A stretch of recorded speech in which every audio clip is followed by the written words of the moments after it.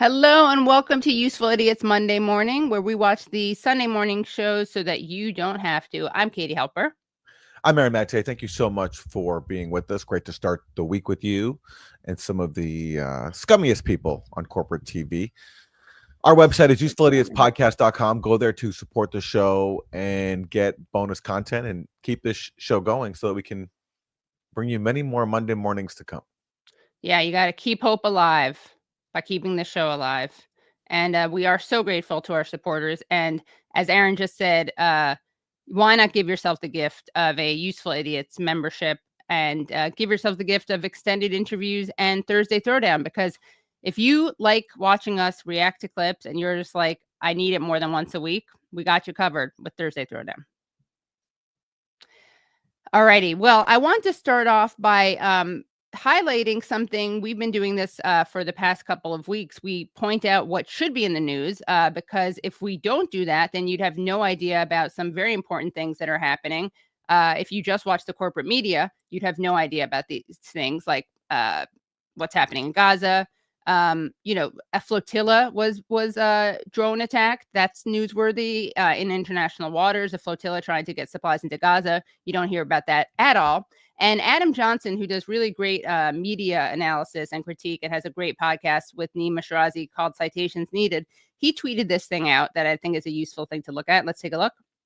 It's now been 7 weeks since Israel recommenced its bombing and starvation campaign in Gaza, and none of the quote-unquote agenda-setting Sunday shows, ABC's This Week, CBS's Face the Nation, NBC's Meet the Press, CNN's State of the Union, have mentioned it once. 28 total episodes.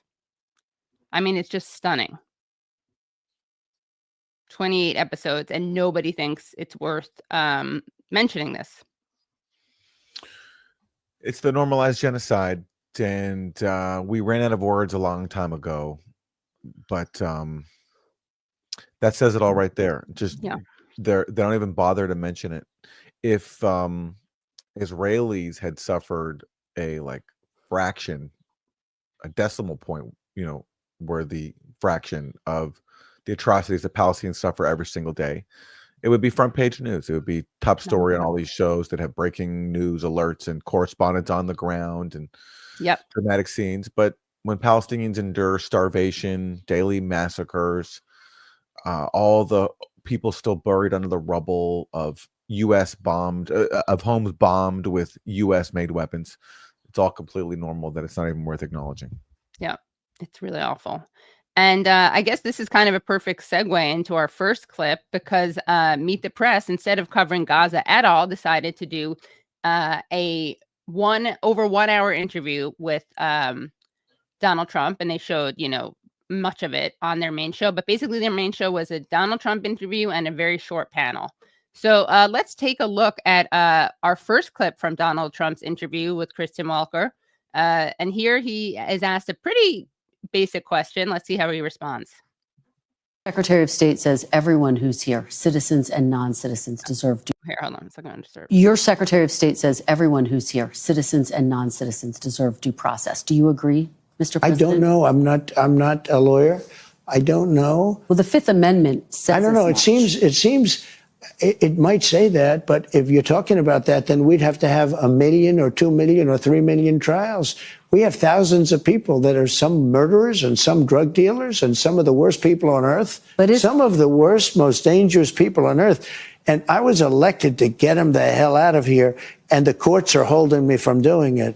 But even given those numbers that you're talking about, don't you need to uphold the Constitution of the United States as president? I don't know. I have to respond by saying again, I have brilliant lawyers that work for me, and they are going to obviously follow what the Supreme Court said. What you said is not what I heard the Supreme Court said. They have a different interpretation. Is anyone in your... So, according to the President of the United States, I don't know. He's not a lawyer. According to Donald Trump, I don't know if I have to uphold the Constitution that I was sworn to defend. Right. That's his oath of office. That's his oath of office. That's the whole point of taking the oath of office. You swear to uphold the Constitution. And now he's saying, yeah, I'm not so sure about that. Yeah. I mean, can you blame him? He's not a lawyer, Aaron. It's the Homan excuse also. They really have a hard time answering whether or not they're going to have due process. And they have various go-to lines, which is, I'm not a lawyer. Homan said that also. His immigrations are. They also have the Homan line where did insert person who was killed by an undocumented person, did they get due process? And it's like, well, actually, there was due process. There was a prosecution of the person who killed her, and they are in jail. But that's not really relevant to whether or not you're going to impose due process. So, yeah, he doesn't. He does. Someone just no true flags here. He does say the quiet part out loud again. Unbelievable. Okay, so next we have a clip from the same interview where he's asked about basically how long he's going to stay in office. Let's take a look. That for international security. The Trump organization is selling hats that say Trump 2028. Yeah.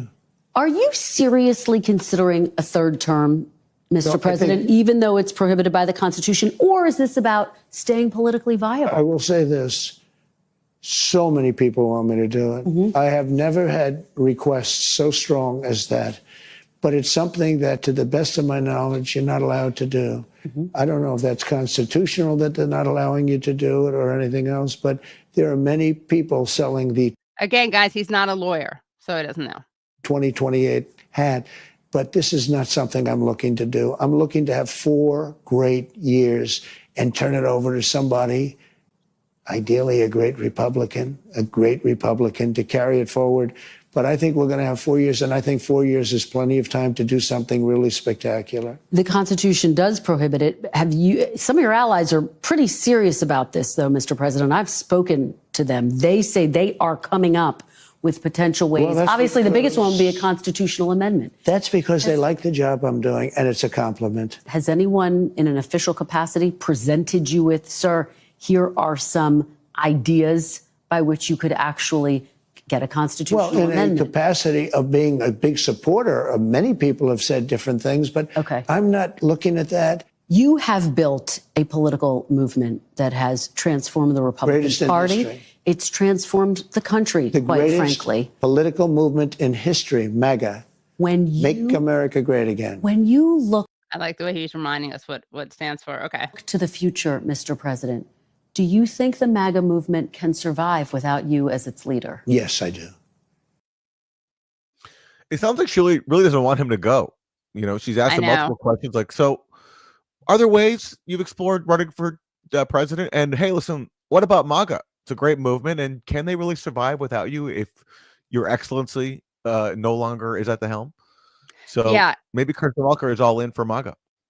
I mean, we don't have time to play all the clips from that interview, but wow, is she gushing when she is gets to see his place in Mar-a-Lago? She gets so excited. She's taking it all in.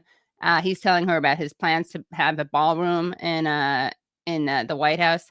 Wilson, play the second part of that clip, please. You have to be kidding. I don't know what they're going to do. Okay, so here he is talking about how he thinks that MAGA is viable. It's the greatest political movement ever. And now he's talking about how he's worried about the Democrats not having anyone in their movement. Okay. And I really believe in a two-party system.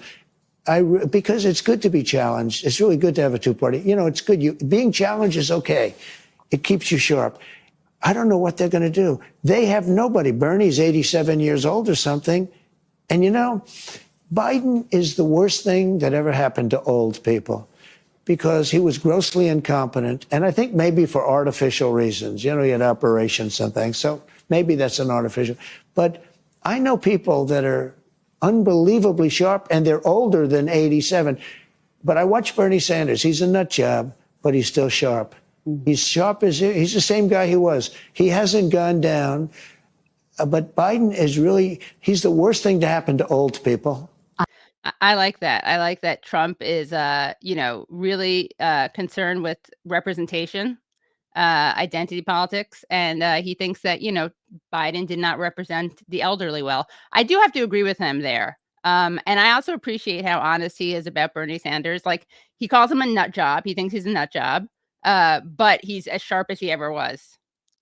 And I'm particularly impressed that he said something remotely complimentary about Bernie, even though he calls him a nut job, because Bernie's been so, so incredibly critical of him. But sometimes he does let the truth. He does drop these truth nuggets that others won't. I think he makes a very valid point about Biden too.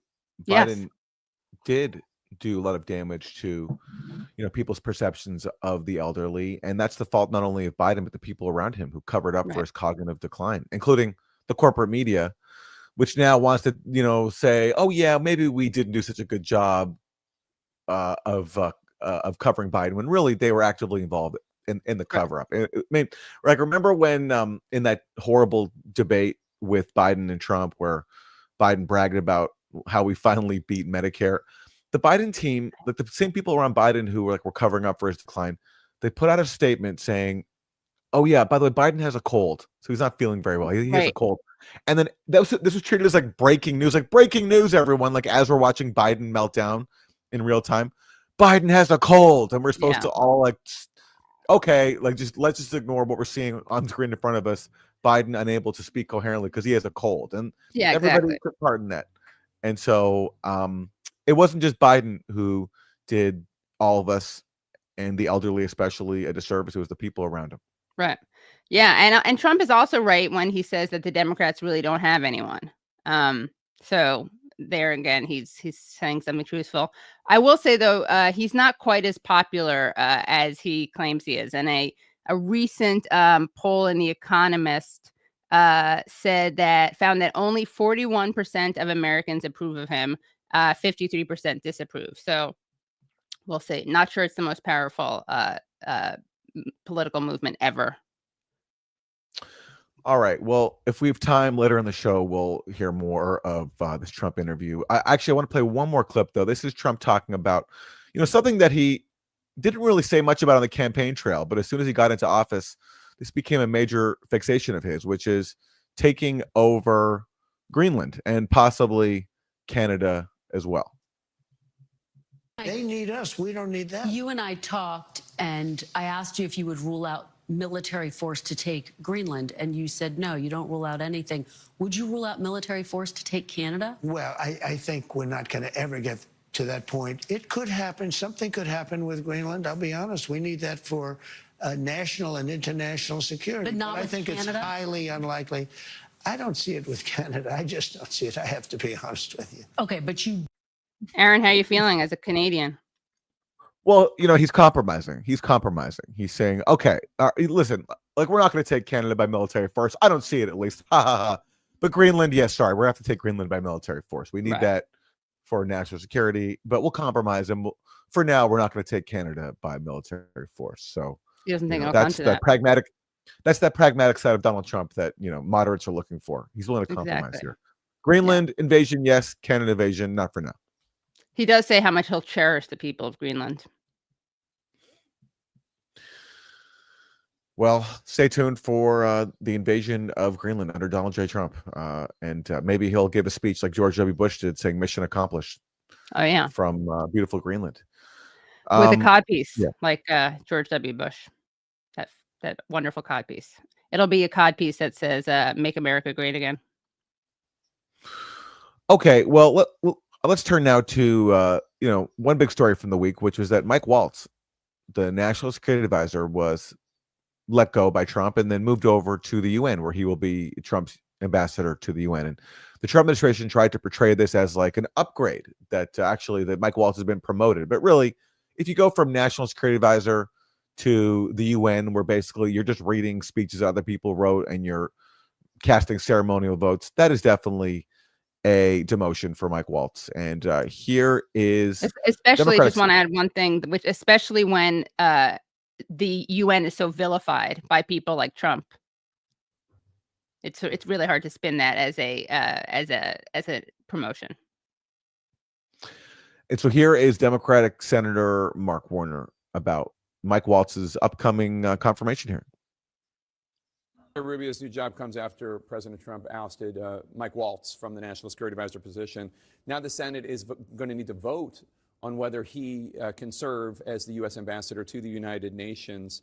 This is after he shared some sensitive information on sensitive intelligence on Signal, not to mention accidentally adding a reporter, Jeff Goldberg, to that Signal chat. Do you have faith in him to be UN ambassador? I think it will be a brutal confirmation hearing. Waltz at least acknowledged a bit of a mistake. I think he's going to have tough questions, not only from Democrats, but from Republicans. But the guy that should be gone is Pete Hegseth, who is so far beyond his abilities, who I've challenged repeatedly, come down to Norfolk, Virginia, and explain to the friends of the sailors who are on the Truman. That was where the Truman was the aircraft carrier, the jets were launched that went against the Houthis, and try to explain how that information getting out wouldn't have put their loved ones. Again, Houthis. Someone on his team may want to point out that's not how you say it. It's Houthis. Okay. In harm's Yeah, and the name is Ansar Allah. It's not even Houthis. Right. That's right. what they call themselves. I mean, if we care about what, like what the groups who were bombing call themselves, it's Ansar Allah. But anyway, Like don't expect that from, Right. I think they like saying I think they like saying Houthis because of the band Hootie and the Blowfish. Exactly. So forget it. Forget it. Hegseth of Joe, but also candidly as vice chair of the Intelligence Committee, former chair, Tulsi Gabbard, who I don't think there's a day that goes by, she is the director of national intelligence, isn't out literally trashing the intelligence workforce. So you've got our two major areas of protecting our country, the Defense Department and all of our intelligence community. There's not a day that goes by that I don't hear people's morale is plummeting because their lack of confidence in these leaders. Well, I mean, there's some valid points there. I mean, Pete Hegseth is showing himself to be pretty unqualified, and that makes sense given that his, main job in recent years was being a host on Fox News. As for Tulsi Gabbard trashing the intelligence community workforce, I haven't heard of that. I have seen Tulsi Gabbard being a Trump sycophant, right? Yeah. So recently, for example, this big claim of Trump in going after, taking away people's due process rights and deporting people is to say that, well, we're at war with Venezuela because they're directing this gang. And so therefore, everyone who we think is a gang, even though there's no evidence for it, we can just deport under basically war powers measures. And then there was a leak recently in the Washington Post saying that actually Venezuela, like the government, is not directing this gang Tren de Aragua. So this claim that we're at war with Venezuela is just a joke. And then Tulsi Gabbard came out and said, we're going after the leakers. This is a lie. And the U.S. government does assess that Venezuela is behind that gang, which according to the Washington Post is actually not what U.S. intelligence says. So I don't see Tulsi Gabbard attacking the intelligence community. I see her actually so far being a typical intelligence community leader, which is just parroting whatever the president wants them to say. Exactly. Yeah. It's if only they were criticizing her for the correct stuff instead of the wrong stuff. And you know what? Something else that we pointed out, Aaron, speaking of the Houthis, that the media never ever covers is why Ansar Allah is doing what they're doing. And it is important to note that, again, you'd never hear this at all mentioned on these shows, but Yemen says that it will shut down all air traffic into Israel in response to Israel shutting off all ground, air, and sea traffic into Gaza. So just something to keep in mind. That's not part of the analysis offered by corporate media.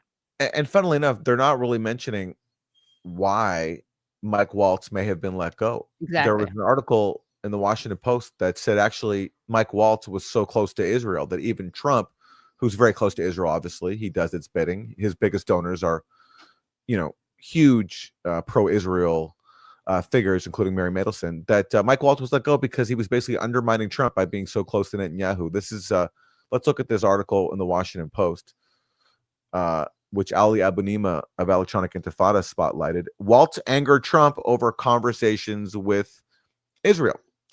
The fired national security advisor engaged in intense coordination with Israeli Prime Minister Benjamin Netanyahu about military options against Iran ahead of an Oval Office meeting between the Israeli leader and Trump. So that's according to the Washington Post. And what the article says is that basically Mike Waltz was listening and, consulting with Netanyahu as the U.S. government was deciding what to do about Iran. Here's more. Waltz upset Trump after an Oval Office visit by Netanyahu when the National Security Advisor appeared to share the Israeli leader's conviction that the time was ripe to strike Iran. Well, for those of us who oppose striking Iran and who are not comfortable that a foreign government, Israel, has so much sway over U.S. foreign policy, let's hope the story is true. Yeah. And of course, that makes sense why they wouldn't mention this, because nobody wants to highlight the fact that both of them are way too close to Netanyahu. That's probably one of the things that makes Warner like him. Yes, and where many of them unite also is on the need to attack Iran on behalf of Israel. And here is Congressmember Mike Turner, a Republican of Ohio. It has long been clear there are divides within the administration on certain topics. Iran is one of them. Russia is another one of them. Mike Waltz, who you served with, viewed as a traditional Republican hawk. I say this because when he was on this program previously, he laid out in pretty clear terms that the U.S. goal in these negotiations with Iran are dismantlement of its nuclear program, not limits on enrichment, not verification. But those are the things that the envoy negotiating with Iran have said. We're seeing policy differences from within the president's own administration here. Has Congress been given details on what the goal is and what the plan is? Well, what she's saying here basically is that we have a problem. We have some Trump officials who are talking about diplomacy, basically re-engaging Iran in the Iran nuclear deal that Trump killed in his first term. Right. But then you have other people who don't want any of that diplomacy stuff and just want to bomb Iran. And there's some anxiety that the diplomacy people will win out. So what can we do to make sure that we don't have diplomacy with Iran and we ultimately are in a situation where we go to war? I think that's the thrust of these conversations right now. Yeah. And it's also worth noting that what to do vis-a-vis Iran is what was also something that came up when there was a major riff with over a nuclear deal with Iran, and Netanyahu came to Congress behind Obama's back over this. Yeah, which sounds like foreign interference. Remember all the fear mongering about foreign interference, Russian interference, Russia controls our democracy, blah blah blah. Well, Netanyahu has been interfering in U.S. democracy for a very long time, including undermining the elected president as he was trying to negotiate a major foreign policy accord with Iran, the Iran nuclear deal, and no one seems to care about that. Right. That's all. Just that comes to the territory that an Israeli leader can come to our Congress and try to sabotage a major diplomatic achievement. Yeah, that's fine.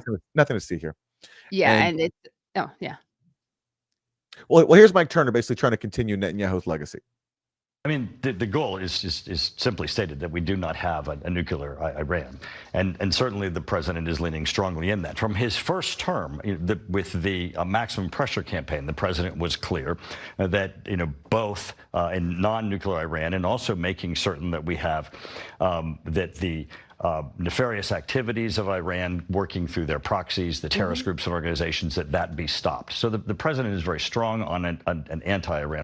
And, translated from establishment speak, that means basically Israel, we have the right to arm Israel to the teeth, to let it have nuclear weapons, which it does, and to destroy Gaza, commit ethnic cleansing, but nobody in the region has the right to fight back, especially with the help of Iran. So Hezbollah, Ansar Allah, none of them have the right to have any partnerships and to be a part of an axis that can resist Israeli aggression, U.S. Israeli aggression. That's what he's saying there.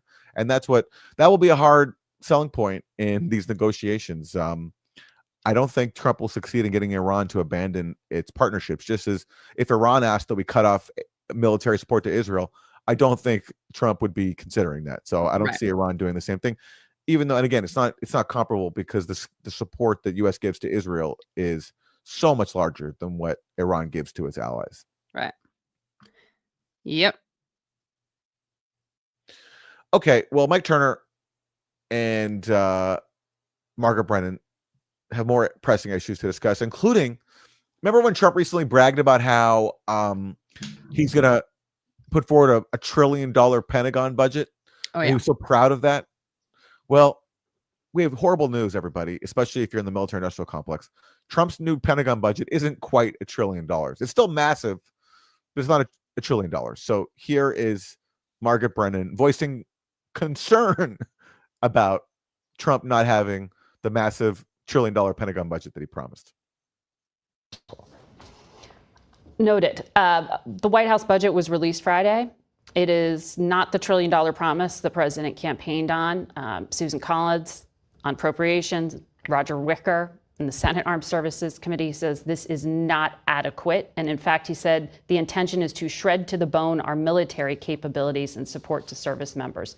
Do you share your Republican senators' concerns? I think there's more work that can be done on the national security portion of the president's budget. You would like to see more defense spending than the White House is putting forward. I think there's going to be more debate, and I think there's more opportunity for increased investment. We really need to do more in the national security space. There are adversaries that we have that want to do America harm, and we need to be strong. All right. Everyone take a deep breath. Break out those prayer candles, okay? Cross your fingers. There's still hope for that $1 trillion Pentagon budget. Right. Don't worry, everybody. Yeah. Don't lose sleep. Corporate journalists are ensuring accountability for Trump's promise of $1 trillion on the military industrial complex. It's like have we sanctioned them yet? Are we there yet? This could be like, are we there yet? There being $1 trillion Pentagon budget. Are we there yet? What's incredible is that, Margaret Brennan deems this goal of $1 trillion Pentagon budget so important that she asked the same question to another guest, Senator Tammy Duckworth, who is a Democrat and combat veteran. And look at how different the responses from a Democrat are and a Republican are. Sarcasm alert. I want to ask you about funding for defense, because I know you've said, in particular, the Navy needs more money and more financial support right now.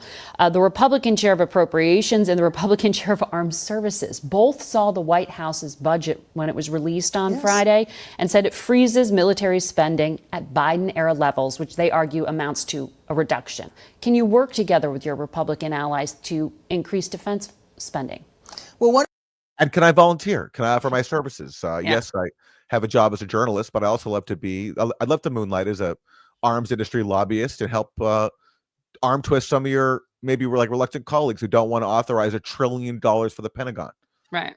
And I'm happy to do my part by asking everyone about this. Yeah.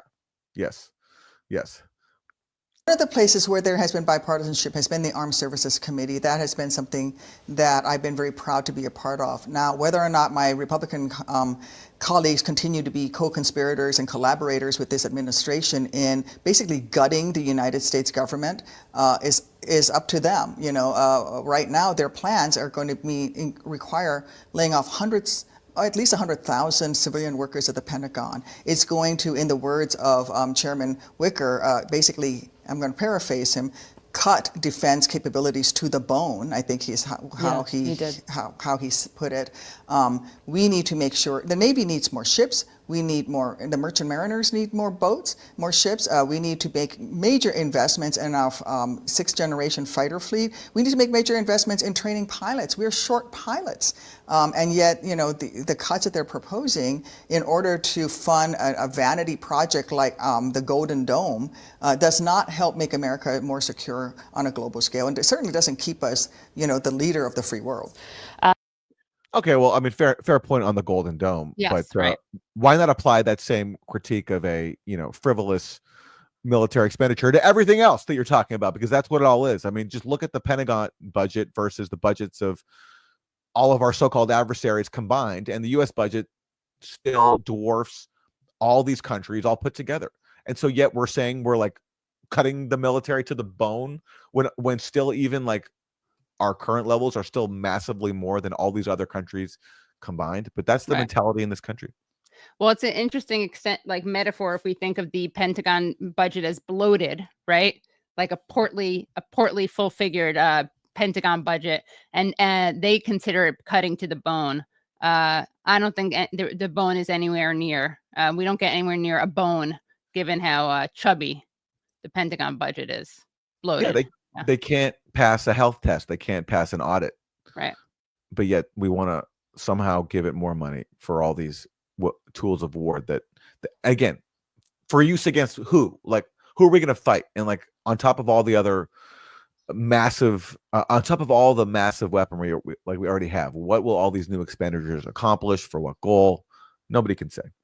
Yeah, and I do think it is heartwarming to see how bipartisan the support of a huge budget for the Pentagon is, and it's a nice reminder of Kamala's promise to create the quote strongest, most lethal fighting force in the world.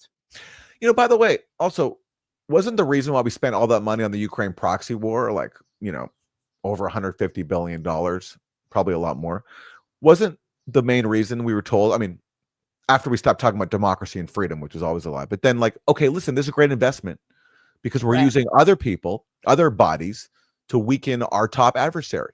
So if that was the whole point of the Ukraine proxy war, to spend all this money to like weaken Russia, why do we need to go now and spend all this new money on the military when Ukraine supposedly did the job for us? You know, let's pick a lane. If you want to spend a lot of money on a Ukraine proxy war, which has been a disaster, it's still ongoing. Okay, like that's your choice, but at least be consistent. Like, take your win. If you're saying this is so great because we're weakening Russia, then why do we need to spend all this other money on the military to fight states like Russia? Right. Yeah, you got a major bargain, didn't you? Didn't you save a bunch of money? It was a great deal. Great deal.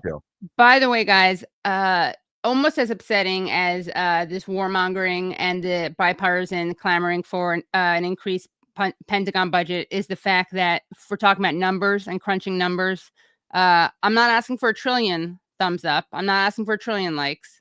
I'm not asking you to give us as many likes as the Pentagon deserves dollars. But we are at almost a third of people watching have liked it, which is really unacceptable. We need to get that number up there. We need at least half.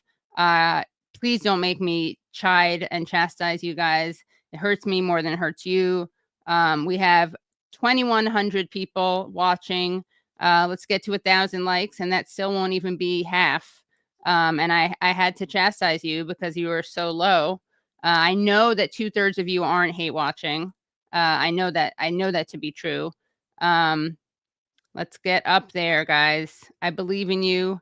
Maybe we can play the next clip, and if it doesn't rise up more, I'm gonna have to give you guys another timeout to get you to get it higher. We're at 982. Let's get to 1,000, and we've made it. Okay, great. Now we can proceed. We got another clip about Mike Waltz's removal, and here we have a wonderful clip from retired Lieutenant General H.R. McMaster, and he has quite an interesting political scientist critique of what Mike Waltz is like and what Donald Trump is like. And here, Mike Waltz is no longer the national security advisor. CBS reported his deputy, Alex Wong, will also depart his role. But then as of Friday morning, we found Wong was still on the job. It is not clear what the National Security Council makeup will be or how long the Secretary of State will be at the head of it, advising the president. What significance does this have for America's national security? I think it's significant, Margaret, because I think what it reveals is a fight that's going on within the administration associated with our role in the world and how certain people in the administration perceive America's role in the world. And I think Mike Waltz was an America First guy, but he was an internationalist and prioritized, I think, our alliances. He knew that, I think that quite correctly, that Putin won't stop until he is stopped. And so he was an advocate for a strong approach to Putin. And I think there are those in the administration who have a much different worldview, you know, who are in favor of U.S. retrenchment or disengagement from complex challenges abroad, want to prioritize kind of the Western Hemisphere, North American defense. And you see that in your discussion with Congressman Turner as well, associated with the defense budget and what's being prioritized in the defense budget as well. Sounding the alarm about that not trillion-dollar Pentagon budget. Right. We need that. And by the way, I love his term. I love his use of the term internationalist. I know. An internationalist, in his telling, means you want to go to war with the world, basically. Right. You want international war. That's internationalist means. Internationalist, I thought means like, you're curious about the world. You want to travel. You want to see solidarity, cooperation Exactly, between right. planets. H.R. McMaster sees it differently. That means you want international war constantly. You Right. constantly want to be at war. Right. And of course, the internationalism has quite a left wing connotation, even communist. Certainly not everyone who identifies as an internationalist is that, but the Internationale is the theme song of the Communist Party historically. So it is funny to hear him call people who are interventionists internationalists. That's really not what an internationalist is. And it's also hard to be America first while being an interventionist, but that's what he's claiming Mike Waltz is. H.R. McMaster coming out as a commie. Who knew? Exactly. Who knew? Yeah. Okay. All right. Brennan was a communist, a member of the Communist Party at one point. Which Brennan? Sorry, CIA Brennan. What's his first name? John Brennan. John Brennan. John Yeah, Brennan. yeah. Which is hilarious.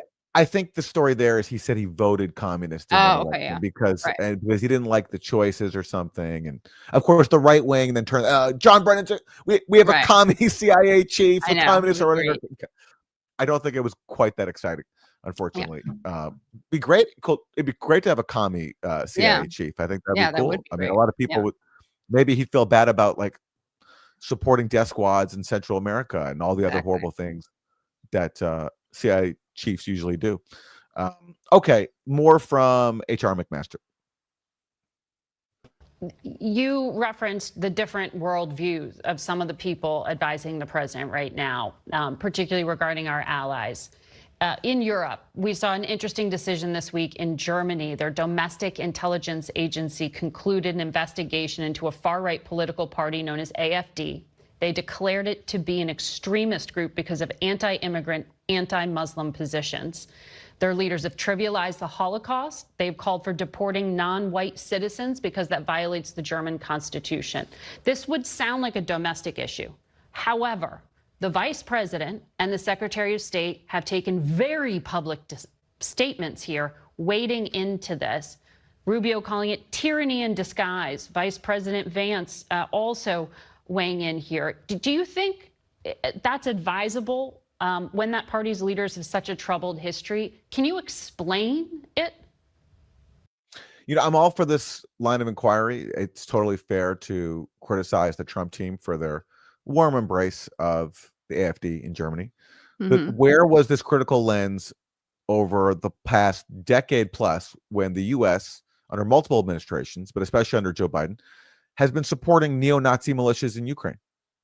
And the people who the U.S. embraced, who led the coup that started effectively this whole Ukraine crisis back in 2014, that was the extremist elements of the Maidan, some of whom were tied to neo-Nazis and were openly bigoted. A year before the Maidan protests erupted in Ukraine in 2014, the European Parliament put out a statement saying that nobody should associate with Svoboda, which is a political party in Ukraine, because of their xenophobia, anti-Semitism, and racism. Okay, and when the Maidan broke out and elements of Svoboda were leading the extremist faction of the Maidan, which didn't just want to protest Yanukovych, the Ukrainian president, over economic policies, but wanted to overthrow him, the U.S. was the one that embraced Svoboda, and that's who we've been on side with for the last 10 years, including also the neo-Nazi Azov Battalion.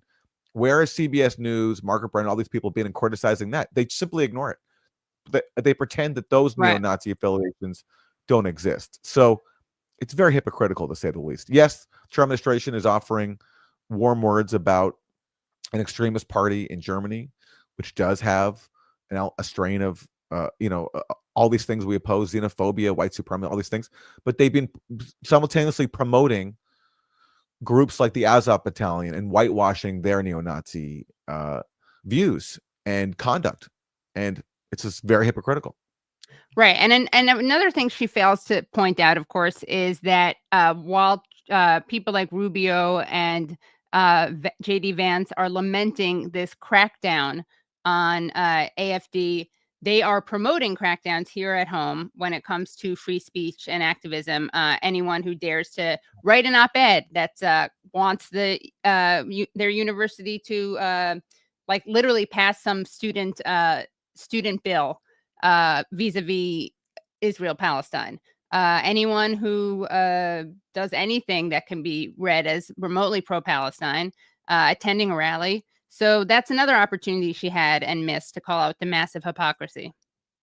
I mean, such blatant hypocrisy. JD Vance goes to Europe, gives this whole speech like about Europe cracking down on free speech, and yet in the speech, in the abstract, he says, I think some accurate things, but they're completely farcical when his administration is presiding over a massive crackdown on free speech to the point where they're deporting people for writing op-eds critical of Israel. And just this week, there was supposed to be a vote in the House on a new measure that would basically threaten to put people in prison for 20 years if they engage in boycotts of Israel. Now, thankfully, that measure was taken off the table. It's been pulled, but it had a lot of support. And one of the reasons why it was in trouble was because people like, as we talked about, Katie, in a recent episode, Marjorie Taylor Greene didn't like this bill because it would have meant that like she couldn't, preach certain tenets of the Bible, certain Christian tenets, which included their belief that Jews killed Jesus, right. And they want to be able to say that. So but they didn't care about the part that was cracking down on anti-genocide free speech. Right. Yeah. And I don't know if we mentioned this when it was my Republican suck, but Bernie did wanted to introduce something about criticizing Israel. So it's funny that Bernie is like, okay, it's not inherently anti-Semitic to criticize Israel. And Marjorie Taylor Greene was like, okay, it's not inherently anti-Semitic to say that the Jews killed Jesus. Okay, well, let's hear H.R. McMaster's answer to this question from Mark Brennan. Yeah, part of this, Margaret, is what you covered earlier in the show about this kind of women, peace, and security initiative, as well as, I would say, some of the radical DEI agendas of the Biden and maybe the Obama administration before that.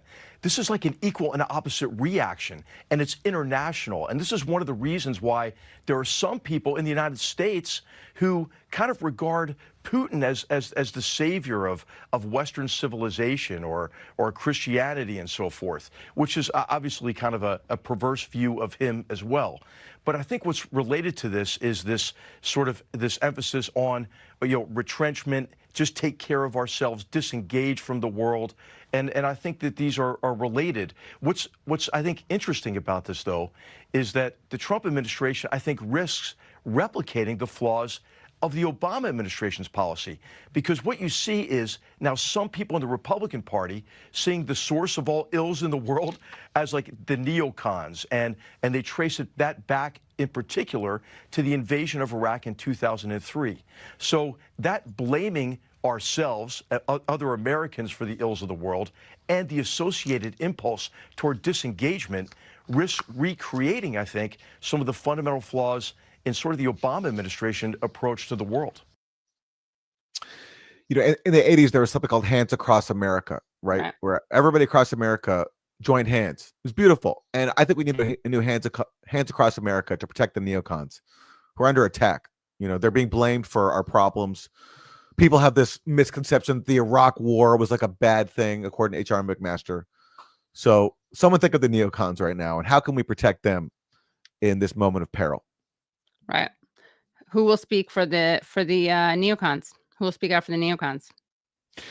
But look, he is right that there is a strain of conservatism in the U.S. that does see Putin as kind of like this, like a savior of like Christian values. Yeah. And like, it's true. Like that is part of the appeal for some people on the right of Russia. And Russia plays into that.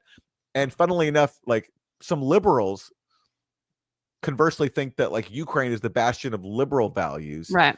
Even though you have like literal neo-Nazi militias in the military, you have crackdowns on free speech, people being detained, persecuted for anti-war views, just as they are in Russia.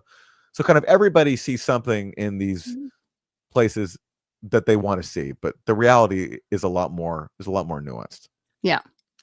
And one thing I want to also just point out about the question of, Germany's crackdown on AfD.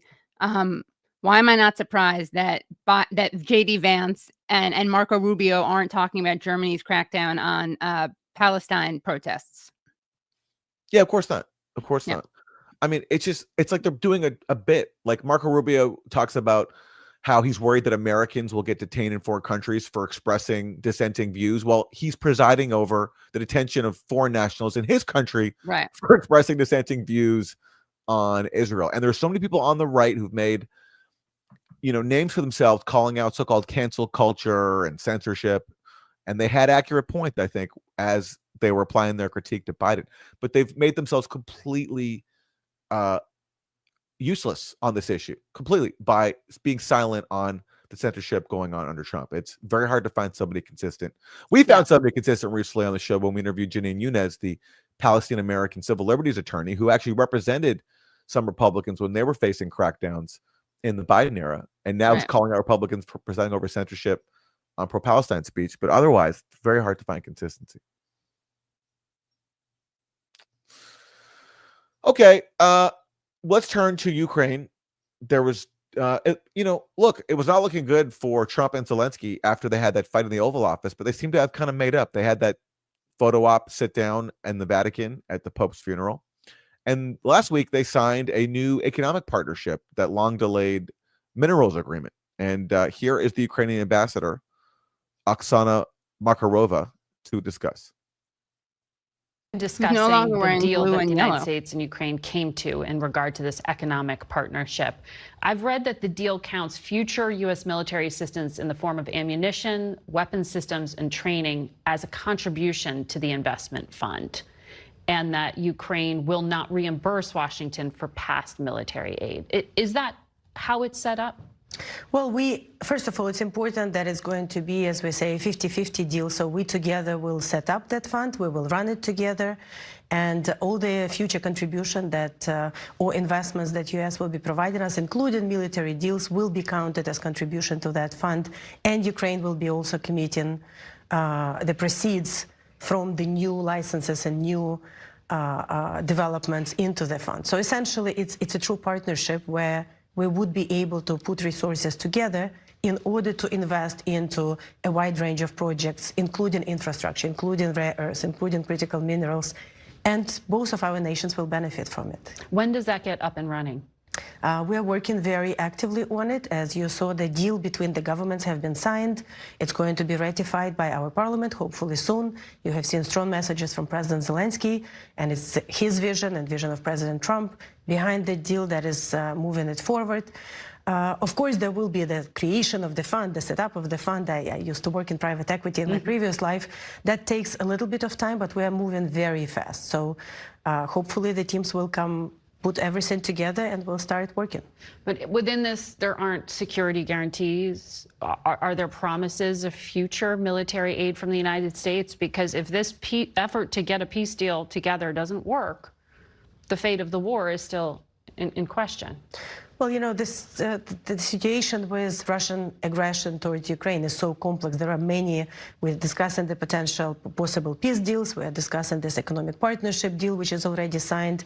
We're discussing other possible scenarios and security guarantees and involvement of other friends and allies. And, Europe has been more active and proactive in a number of areas. So this economic partnership deal in itself is a very important part of the broader security architecture, if I may say so. And frankly, that fund will be successful if Ukraine is stable and peaceful. So in a way, it's an important part of the future security guarantees. You know how she mentioned there that the Ukrainian parliament will now ratify this U.S.-Ukrainian economic partnership deal? Well, here's how Zelensky is making sure that's going to happen. This is a headline from a Ukrainian outlet. Zelensky, U.S. should cancel visas for members of parliament who did not support subsoil agreement. So Zelensky's basically saying, if you don't vote for this deal that I signed, then the U.S. will punish you. Okay. Right. That's how and that's very illustrative of how this whole proxy war has gone on for more than a decade, which is that Ukraine's being used as a proxy. It's subordinate to Washington. And that includes with this partnership deal, which, okay, in fairness to Zelensky's government, this is a better deal than what Trump was initially asking for. Right. Initially, Trump was making all these ridiculous demands that, like, it's going to be a partnership agreement, except on the board overseeing it, it's going to be a majority of Americans. So like basically the U.S. government would have like veto power over Ukraine's economic decisions and would be able to pillage Ukraine as it sees fit. So this is more equal now. It's 50-50 on that board. But still, look, this is what is Ukraine going to get out of this? They were promised NATO, and that was used as just bait against Russia to draw Russia in for a proxy war, in which Ukrainians were then sacrificed. Then Ukraine was promised security guarantees, and they were explicitly promised security guarantees if they walked away from the peace deal that they negotiated with Russia back in early 2022, 3 years ago, as we're broadcasting right now, which again, we're still not allowed to mention in corporate media and even much of progressive media. There was a peace deal reached between Ukraine and Russia that the U.S. sabotaged. So Zelensky was said, listen, if you don't make that deal with Russia, we'll give you security guarantees. And so he walked away, and then he came back and said, hey, how about the security guarantees? And Joe Biden and Boris Johnson said, no, forget that, but we'll still keep giving you weapons. And that's pretty much what's still on offer today, except now Trump is now in office, and he wants to be able to say that he's pillaging Ukraine, he's taking its resources, while offering it some vague promises of possible future military assistance. But it's not even sure if he'll follow through on that. So this just underscores to me that Ukraine's been used and exploited in such a cynical way. And this is now what it's come down to, this kind of like this economic deal where Ukrainians are hoping this will mean that the U.S. will hang on in the proxy war, but it doesn't look like Trump is fully in on that. So it'll be difficult. Yeah, and that's why like all this talk of, Ukrainian agency is just such a joke. They don't actually believe in it at all. No, they only believe in Ukrainian agency if it can be used to advance the goals of the Central Intelligence Agency. Right. And if Ukraine can become a proxy of the Central Intelligence Agency. When Ukraine starts negotiating peace deals, when they talk about implementing the Minsk Accords, which was the deal reached in 2015 to end the war that broke out after 2014 coup, or the Istanbul Accords, then all of a sudden Ukrainian agency doesn't matter. Right. Okay. They're totally instrumentalized by us. Yeah. Yeah. Okay. We can move on to Senator Ron Johnson. Senator Ron Johnson of Wisconsin, interviewed by Jake Tapper. Have long been opposed on principle to the IRS being used to punish an administration's opponents in any way. You were very outspoken about that during the Obama administration. We would have you on all the time to talk about it. And here you are during the Biden administration at a hearing on government weaponization. Take a listen. My eyes began opening to this reality with the disclosure of how the Obama administration weaponized the IRS to harass Tea Party groups by denying them tax-exempt status. President Trump is out in the open threatening to target Harvard, a move that the conservative editorial board of the Wall Street Journal says is unwise and sets a bad precedent. Do you oppose his instruction to the IRS to take away Harvard's tax-exempt status? Well, first of all, what I would like to do is simplify and rationalize our tax code so we really don't try and socially and economically engineer the economy through the tax code. It should be simple, it should be rational, it should raise the revenue we have. The tax-exempt status of all kinds of entities, kind of scratch your head. So many of these entities, for example, universities, pretty easy for them to not make a profit. So what value does that tax-exempt status have? So again, that's part of the complication of our tax code. We need to simplify it, and that's certainly what I'm trying to do, certainly with this reconciliation bill. Right, but President Trump is out there instructing his IRS to target Harvard, and you've been very outspoken about when targeting was done of conservative groups during the Obama years, which he apologized for ultimately. And I'm wondering if you are also upset at this. Well, in the past, people have used tax-exempt status on churches and religious universities as well. Again, that's why I don't like a complex tax code. I don't want anybody to be using the tax code in this type of manner. And so what I'd say is let's simplify the tax code. That's the solution here. Let's simplify the tax code. And what does that have to do with going after university because you don't like the political activity on their campus? Like,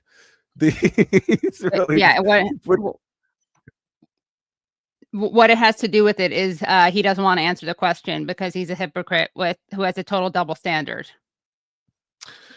I find all this very confusing. I mean, because you not only have Ron Johnson's hypocrisy, like he's calling out the weaponization of the IRS to go after political opponents of the Democrats, and now supporting that same crackdown when Trump was doing it. But then you also have Jake Tapper, who's political opponents of Republicans, not Democrats. Sorry, yeah. So, but then you have Jake Tapper, who's used his program to fearmonger about like campuses like Harvard, about like supposedly being like the new Nazi Germany, because some Jewish students who support Israel and support genocide feel quote unquote unsafe. And so he's created sort of the political space for schools like Harvard to be targeted, but yet he's calling Ron Johnson out for his hypocrisy. So exactly, it's very hard. It's very head spinning watching corporate media these days, because you have partisan hackery coupled with Zionism, and sometimes they overlap and sometimes they contradict each other, and it's just hard to keep up. Yeah, and we pointed this out. I mean, we saw Dana Bash do this with her interview with Jonathan Greenblatt of the ADL. It's like the same people who pushed this narrative of the same people who equated criticizing genocide with anti-Semitism are kind of upset now with the way Trump is applying this legally. But it's not that they disagree with him in principle. It's the way he's doing it, I think, that they don't like. It's a little too authoritarian, the way he's cracking down on it. They prefer just like smearing people as anti-Semites. And by the way, Ron Johnson is pretty impressive. There are a lot of evil people in Washington, D.C., but not all of them have testified against a bill for sexual abuse victims, which he did. Yeah, he testified before the Wisconsin state legislature in opposition to the bipartisan Wisconsin Child Victims Act, which would eliminate the statute of limitations on civil suits for child abuse and allow a 3-year window to bring suit for victims who were victimized before the bill. And it also would let you sue not just individuals, but a corporation, business trust, limited liability company. And for him, he thinks that he doesn't like it because he says it's extremely important to consider the economic havoc that this would likely create. Think of the dollars when considering giving child abuse victims justice. All right, we're coming to the end of the show. Are there any more clips that you think we must do, Katie, or should we wrap it up and read some super chats? We could wrap it up and read some super chats. Sure. Yeah, I think it's an appropriate thing to do. I mean, the only thing that we have left is like Republicans admitting that they're going to try to cut the Medicare and Medicaid. But I think we've covered that sufficiently. You know what? I'm always up for that, actually. All right, let's show that. Yeah. And then you know what? We were a little late. Let's throw people a bone and do the coal mining one after that. Okay, so this is Congressmember Jody Arrington representing West Texas. When it comes to figuring these things out on Capitol Hill. But I want to ask you about Medicaid specifically, because the House and Energy and Commerce Committee has been tasked with cutting $880 billion. Now, they oversee Medicaid, so that's where Democrats think the slashing is going to come. Here is the top Democrat in the House, Hakeem Jeffries. They want to end Medicaid as we know it. They're going to hurt children, hurt families, hurt seniors, hurt people with disabilities, close hospitals, shut down nursing homes, and people will die. Okay, almost no one thinks that you can slash $880 billion just through waste, fraud, and abuse. So what is your response to the Democrats' warning about the fact that Medicaid may come into play here? Well, you asked me about the if the if conditional language I'm using.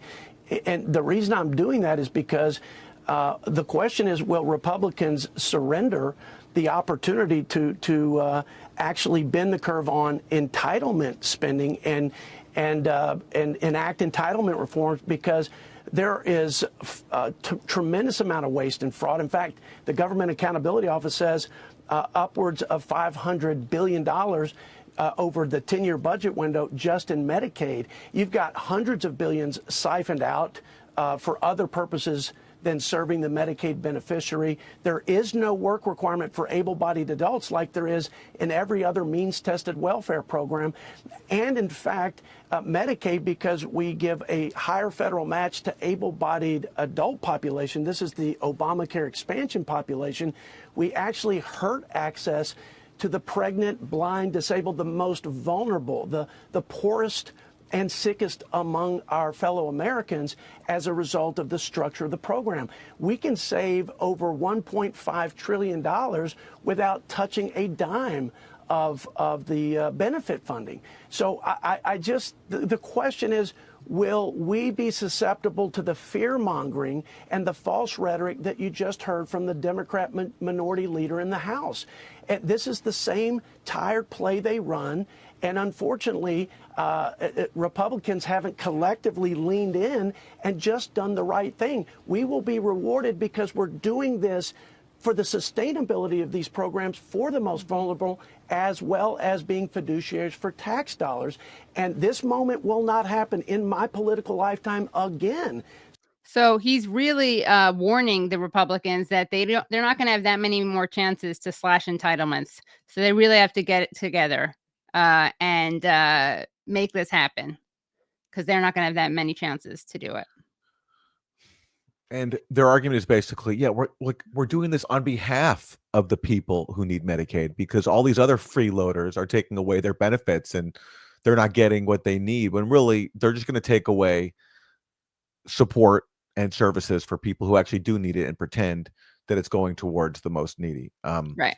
And this idea of $500 billion in fraud over 10 years. Well, funnily enough, Congressmember Don Bacon of Nebraska, who's a Republican, he said the most he will accept in cuts is $500 billion. So it's a lot of money. And I wonder if basically that's why they're throwing around this $500 billion fraud number. So they can say, yeah, well, listen, that's just the number we've identified in fraud. So we're not taking away anyone's services, but there's just no way you can make that kind of cut and not impact people who need the services that you're cutting.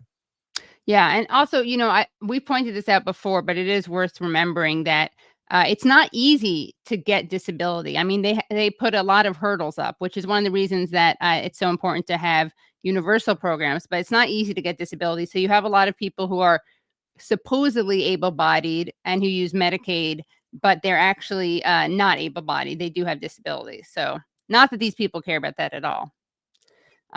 Let's end on a fun clip. A clip that could bring a lot of joy. Certainly bring a lot of joy. Certainly brought a lot of joy to Kirsten Welker.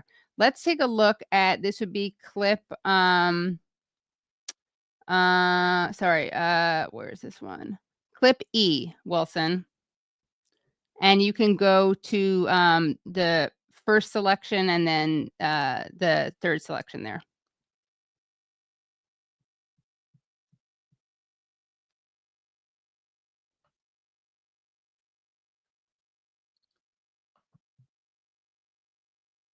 It's the one where they're in Mar-a-Lago. Hold on. Oh, yeah, there are two E's.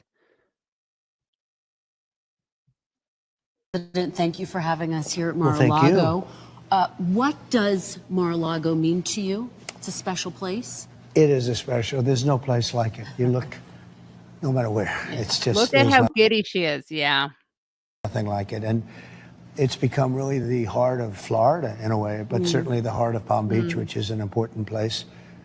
And I just don't think there's anything more beautiful in this country than Mar-a-Lago as a physical object. It's been amazing, and it's been very successful. It's the Winter White House. It is. It was built, by built essentially for E.F. that Hutton reason. and Marjorie Merriweather Post. They were married. He was the biggest man on Wall Street, and she was the richest woman in the world, actually. And they built it together, and it just, they picked the best site, they picked the best architects, they had unlimited money, and they built it. No, it's a very special place, and Palm Beach likes me because I saved it. Most of these places were ripped down, and 10 or 15 or 20 houses, mansions, beautiful mansions also, but. Yeah. Really inspiring, really inspiring. And, it's the heart of Florida, really of America, because I'm sure we're all welcome at Mar-a-Lago if we all want to show up and hang out with Trump and his billionaire friends. It's a place for all of us to gather, except we're not allowed anywhere near it, and we can just watch from afar as he brags about his opulence and wealth. Yeah. Very Yeah, relatable. And Welker is just overwhelmed by the beauty that she's beholding. And we don't have time to play all of it, but he also talks about his plan to build a grand ballroom at the White House. She gets pretty excited about that. But let's see. I just wanted to read some super chats. Jean St. Ange writes, "Bring on Trump's military birthday march with goose-stepping soldiers." That's another thing that they're doing, is a military march celebrating both, commemorating both World War II and World War I. He talks about that. Then there's a question. Love you guys. We read that again already.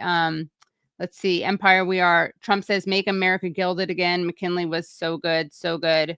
Make America ginormous again. Oh, yes, just like me. Look at these hands. Big manly hands, no doubt. Then someone has a question. Would you agree that Trump is better than Kamala because Trump is incompetent and opposed by liberals? No, I wouldn't agree with that. Yeah, I don't think so. I don't think that makes up for it. Yeah.